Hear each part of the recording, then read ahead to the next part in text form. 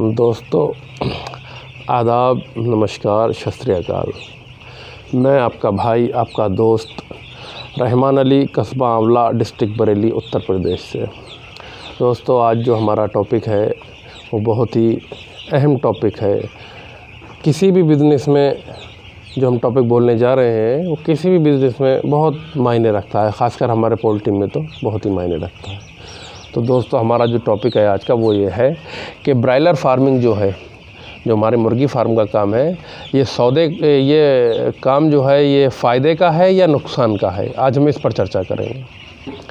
तो दोस्तों किसी भी बिज़नेस का जो टॉपिक फ़ायदा और नुकसान का होता है बहुत मायने रखता है, क्योंकि काम ही इसी के लिए किया जाता है। तो दोस्तों हम अपने टॉपिक पर आ जाते हैं। सबसे पहले ज़्यादा देर ना करते हुए देखिए दोस्तों, वैसे तो जहाँ तक मैं समझ पाया हूँ ब्रायलर फार्मिंग को, मेरे हिसाब से काम बुरा नहीं है दोस्तों। काम बुरा नहीं है और फ़ायदे का काम है, नुकसान का काम नहीं है, अगर हम अपनी सूझबूझ से काम करें, समझ से काम करें और जितनी हमारी कैपेसिटी है उसके हिसाब से काम करें। अगर कैपेसिटी के बाहर करेंगे काम या अपनी क्षमता से ओवर काम करेंगे तो फिर नुकसान उठाना है, तय है उसमें।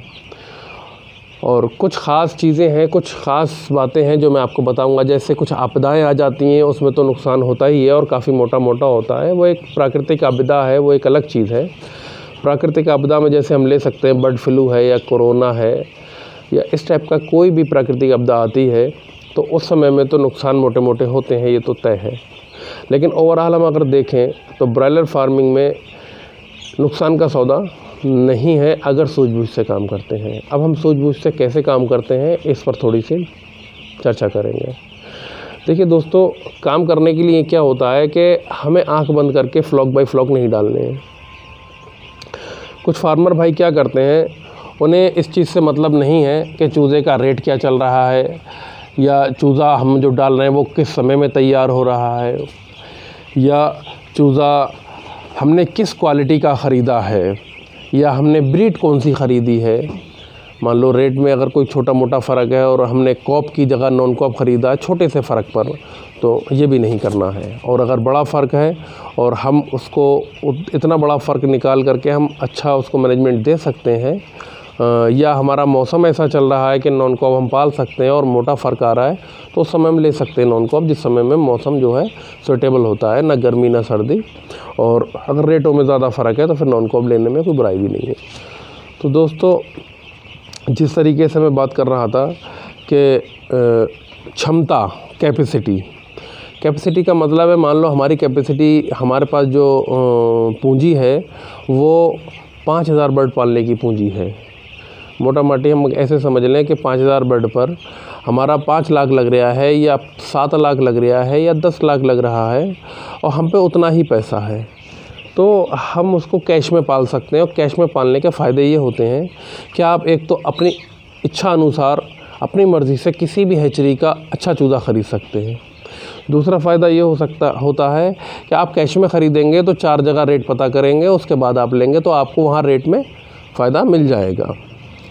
और अगला फ़ायदा ये होता है कैपेसिटी के हिसाब से कि हमें जब मुर्गा बेचना है हम तभी बेचेंगे, किसी के दबाव में आकर, हमें मजबूरी में। ऐसा नहीं है कि हमारा अगर 2 किलो या 1800 ग्राम का मुर्गा हो गया और हम किसी से अगर कर्ज़ लेकर, उधार लेकर काम कर रहे हैं और अगर उनका प्रेशर है हमारे ऊपर या उन्होंने कह दिया भाई अब हम नहीं दे पाएंगे और उसी समय हमें मुर्गा बेचना पड़ गया और 4 दिन बाद हमें लग रहा था या 8 दिन बाद लग रहा था कि मंडी में उछाल आने वाला है, तो वहाँ पर हम लॉस में चले जाएंगे। क्योंकि 8 दिन बाद या 4 दिन बाद उछाल जो आएगा वो हमें नहीं मिल पाएगा, उसका बेनिफिट हमें कुछ भी नहीं मिल पाएगा। और इसी तरीके से अगर हमारे 3-4 फ्लॉक या 2-4 फ्लॉक निकल गए तो सीधी सी बात है 100% ब्रायलर फार्मिंग घाटे में चली जाएगी। एक चीज़ हो गई, एक बात ये हो गई। दूसरी बात ये है कि हमारा जो है चूज़ा डालने का समय ये होना चाहिए कि जब हमारा बर्ड तैयार हो तो किसी तरीके का कोई ऐसा ना हो समय जिसमें जो है मार्केट क्रैश होता है। जैसे कि सावन का महीना, रमज़ान का महीना, नवरात्रि का समय या श्राद्ध का समय, ये समय नहीं होने चाहिए, इनको समय को बचाना चाहिए। क्योंकि मैंने एक प्रैक्टिकल किया था कि सावन के महीने में मैंने 7-8 रुपये तक के चूज़े डाले हुए देखे थे और मैंने 10 रुपये का वेंकीस का डाला था। वो चूज़ा भी मुझे नुकसान दे कर गया, 10 रुपये वाला भी लोगों को 7 रुपये वाला नुकसान दे के गया। क्योंकि देखिए वहाँ क्या था, हमने चूज़े का रेट तो बचा लिया था, लेकिन समस्या इतनी बड़ी हो गई थी कि मार्केट ही नहीं खुल रहा था, फिर उसको बेचे कहाँ ले जा कर के। तो बस जहाँ छुपा चोरी जहाँ लोग बेच रहे थे या घरों में काट के जैसे भी बेच रहे थे, जो लोग ले रहे थे, तो फिर वो अपने मनमाने रेट से ले रहे थे और फिर वो मीट को भी अपने मनमाने रेट से बेच रहे थे। तो जहाँ मीट या कोई भी चीज़ महंगी बिकती है उसके अपने रेट से, जो उसका जेन्युइन रेट होता है उस रेट से अगर जो चीज़ महंगी बिकती है तो वहाँ पर उसकी सेल भी कम हो जाती है। अब दो बड़े रीज़न यहाँ खड़े हो गए मार्केट को नीचे लाने में, मतलब नुकसान कराने में। एक तो कटर भाई जो बेच रहे थे उसको ओवर रेट में बेच रहे थे तो वहाँ सेल कम हो गई। दूसरा, हमें जितने फार्मरों के पास माल तैयार था, हमें जितना बेचना था उसका आधा भी नहीं बिक पा रहा था, तो वहाँ भी मतलब स्टॉक लगता चला गया माल का। अब स्टॉक को हम कब तक रोक पाएंगे? तो वो भी एक रीज़न है कि पोल्ट्री फार्मिंग हमारी, ब्रॉयलर फार्मिंग नुकसान में जाना ही जाना है। तो अब अगले टॉपिक पर आते हैं। तो दोस्तों, जिस समय हम लोग चूज़ा ख़रीदते हैं उसका ध्यान बहुत ज़्यादा रखना है हमें। चूज़ा ख़रीदने में चूज़े का जो साइज़ होता है वो स्टैंडर्ड साइज़ जो होता है 40 ग्राम या उससे प्लस का होता है।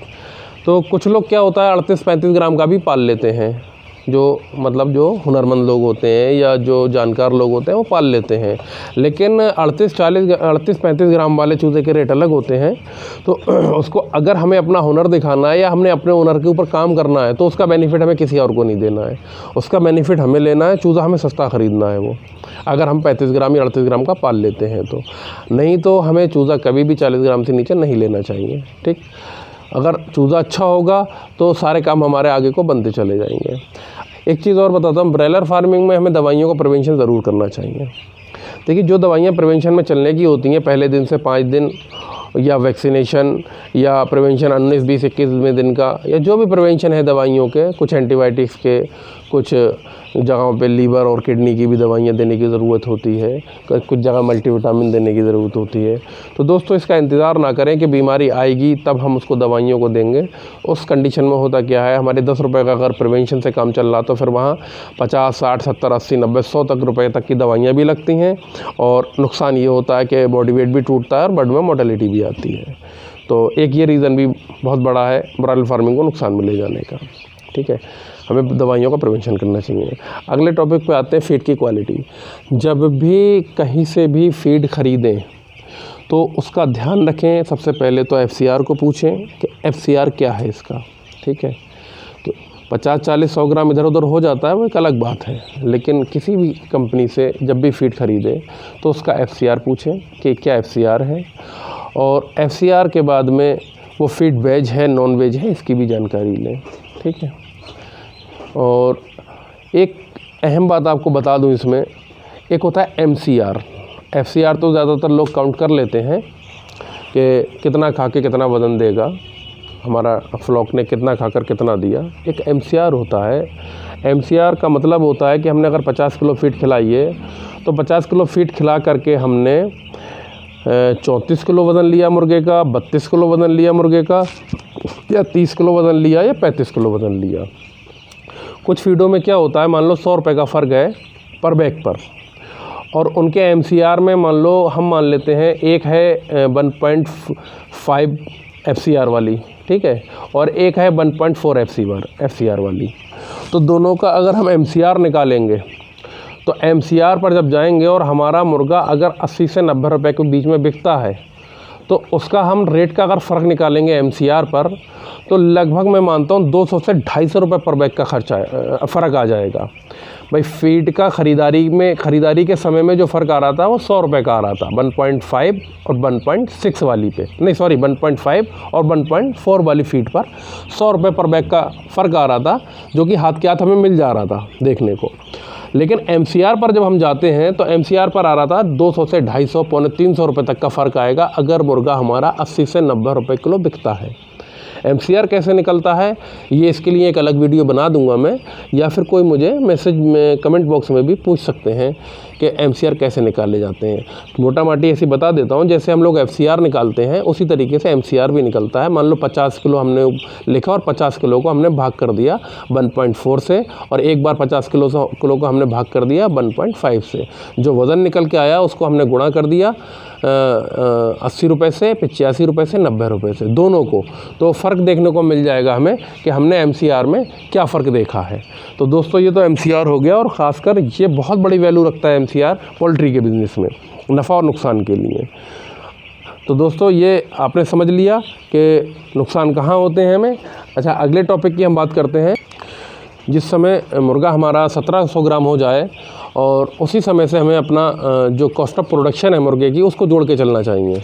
हम डेली अपना लेज़र ये देखते रहें कि हमारा मुर्गा कितने रुपए किलो की तैयारी पे इस समय है 1700 ग्राम के बाद में। हमें ये पता रहना चाहिए कि आज मार्केट का 80 रुपये अगर रेट है और हमारा मुर्गे की तैयारी 80 रुपये है, और आने वाला समय हमें लग रहा है 90 जाएगा या 85 जाएगा या 95 जाएगा, तो हमें उसको मुर्गे को वहाँ पर फीड खिलाना और बर्ड का वज़न बढ़ाना ठीक है। और अगर लग रहे हैं समीकरण, देखिए पालने वाले को, नए को तो नहीं कह सकता मैं, नए आदमी को, जो पुराने हो जाते हैं 4-6 साल, उनको एक अंदाज़ होने लगता है कि आने वाला समय 2-4 दिन का, ज़्यादा नहीं 2-4-5 दिन का समय कैसा रहने वाला है। तो उस समय में अगर हमें लग रहा है कि मंडी नीचे जाने वाली है या मार्केट में डिमांड नहीं है, मार्केट में दम नहीं है, और 80 रुपये हमारी मार्केट की जो हमारी कॉस्ट ऑफ प्रोडक्शन है 80 रुपये पर केजी की आ रही है 1700-1800 ग्राम पर, और हमारा मुर्गा अगर बिक रहा है 82 रुपये, 80 रुपये, 78 रुपये में, तो दोस्तों उस वक्त फैसला ले ले कम से कम 60% बर्ड को बेच दें, कम से कम 40% बर्ड को रोकें 2 दिन 3 दिन देखने के लिए। बाकी उनको भी 2-3 दिन में जब बेच लें, अगर मार्केट ज़्यादा टूटती दिखे तो बेच बाच के नए चूज़े की तैयारी करें। क्योंकि होता क्या है, जब मार्केट ज़्यादा टूटती है, ये सिद्धांत है हर चीज़ का कि कोई चीज़ अगर पीक पर जाती है, चोटी पर जाती है, तो उसका उतार का टाइम भी आता है और वो एक बार नीचे आती है। तो और जो नीचे बिल्कुल नीचे जाती है, बॉटम जो लेवल होता है जाती है, उसके बाद फिर वो ऊपर आती है। तो दोस्तों जब मार्केट टूटती हुई होती है उस समय में अगर हम अपना मुर्गा रेट टू रेट निकल रहे हैं बेच बाच के छुट्टी करके जल्दी से फार्म को तैयार कर लें, साफ़ सुथरा कर लें और तैयार करके रेडी करके बैठ जाएं। क्योंकि जब मार्केट नीचे आ रही है तो पता हमें मालूम है मार्केट तेज़ी से नीचे आ रही है या नीचे आने वाली है, तो उस समय में फिर चूज़ा भी नीचे आएगा और चूज़ा नीचे आएगा और चूज़े के जो हैच होते हैं वो कहीं ना कहीं फंसेंगे ज़रूर। जब भी हैच फंसे किसी का, 1 दिन का या 1-2 दिन आगे का या दिन के दिन का, आप अपने फार्म को तैयार रखिए। मार्केट रेट मान लो 20 रुपये का चल रहा है तो वो आपको 15 में मिल जाएगा, 14 में भी मिल सकता है, 18 में भी मिल सकता है, 17 में भी मिल सकता है चूज़ा। तो आप वहाँ पर उसमें पैसे बचा जाएंगे चूज़ा ख़रीदारी में अगले फ्लॉक के लिए। तो दोस्तों इस तरीके से आप अपने ब्रॉयलर फार्मिंग को नुकसान से बचा सकते हैं। और एक बात बता दूं कि ज़रूरी नहीं है आप साल में 6 फ्लॉक डालें, 7 फ्लॉक डालें या 5 फ्लॉक डालें। दोस्तों इस चीज़ का ध्यान रखें, जब चूज़े का रेट बहुत ज़्यादा हाई हो उस समय में कभी भी चूज़ा ना ख़रीदें। चूज़े से ख़रीदने से बचें और अपने शेड को तैयार रखें बिल्कुल, चाहे 20 दिन लगें, 15 दिन लगें, महीना लगे। जब आपको लगे कि हाँ अब चूज़े का रेट नीचे आ गया है, जैसे मैंने भी किया था, मेरा फार्म बहुत समय खाली रहा, जिस समय में खाली था उस समय में 38 रुपये और 40 रुपये का रेट चूज़े का था, और वो चूज़ा रमज़ान में मुर्गा बन के तैयार हो जाता। ठीक, तो मैंने अपने फार्म को खाली रखा और खाली रखने के बाद लेबर की तनख्वाह खाली देता रहा मैं। और जब आकर के चूज़ा एकदम नीचे आया था, एक दिन 25 रुपये, 24 रुपये या 26 रुपये पे आया था, तो उस समय मैंने एक 24 रुपये का चूज़ा पकड़ लिया था हाथ में, जो कि उसको डालने में मुझे रेटों में काफ़ी फ़र्क मिल गया। तो दोस्तों ब्रॉयलर फार्मिंग को थोड़ा ध्यान में रख कर करें, फीड क्वालिटी का ध्यान रखें, चूज़े की क्वालिटी का ध्यान रखें, दवाइयाँ जो भी ख़रीदें ज़रूरत पड़ने पर या प्रिवेंशन में तो ब्रांडेड दवाइयाँ ख़रीदें, उनकी डोज सही मात्रा में दें। और मुर्गा बेचते समय मुर्गा जब 1700 ग्राम का हमारा हो जाए, सबसे तैयारी रखें अपने बेचने की कि हमें कैसे मतलब प्रॉफिट्स में बेचकर निकलना है। और जो जो चीज़ें हमें ख़रीदनी होती हैं, आप देखिए ख़रीदते समय जितना पैसा बचा लेंगे वो आपका जो है कॉस्ट ऑफ प्रोडक्शन को कम कर देगा, चाहे वो फीड का हो, चाहे वो चूज़े का हो, या जिस चीज़ का भी, दवाइयों का हो, जो भी हो, आप अपनी ख़रीदारी जितनी कम से कम पैसों में कर सकते हैं अच्छी क्वालिटी का, वो आप करिए। तो दोस्तों इस हिसाब से मैंने जो देखा वो ये देखा कि ब्रॉयलर फार्मिंग नुकसान का सौदा नहीं है, अगर हम सही सही तरीके से पूरे होश हवास में रहकर और अपना मतलब पूरा सतर्क रहकर हम अगर फार्मिंग कर रहे हैं और किसी की होड़ न लगा रहे हैं, मतलब होड़ का मतलब कि बराबर वाले ने चूज़ा डाल लिया या मेरे दोस्त ने डाल लिया, मेरा शेड खाली है या मेरी तनख्वाह फार्म की लेबर की फ्री जा रही है, उन चीज़ों को ना देखते हुए हम अपनी पूरी सूझबूझ से और संयम से काम करें और अपने ऊपर कंट्रोल रखें इस चीज़ का भी कि हम चूज़ा अगर नहीं डाल रहे हैं तो मतलब जो है तनख्वाह फ्री जा रही है तो उसको बर्दाश्त करें। तो दोस्तों ये वीडियो बहुत लंबी हो जाएगी, इसलिए इस वीडियो में इतना ही। आगे फिर बताऊंगा मैं कि पोल्ट्री फार्मिंग नुकसान और नफ़ा का दोनों में से कैसा सौदा है। तो इस मेरी दी हुई जानकारी से आप लोग समझ चुके होंगे अब तक कि फार्मिंग जहाँ तक है ब्रॉयलर फार्मिंग नुकसान का सौदा नहीं है।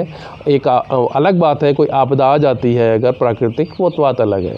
तो दोस्तों मेरे द्वारा दी गई जानकारी अगर आपको अच्छी लगी हो तो चैनल को सब्सक्राइब कर लें, लाइक करें। धन्यवाद। जय हिंद, जय भारत।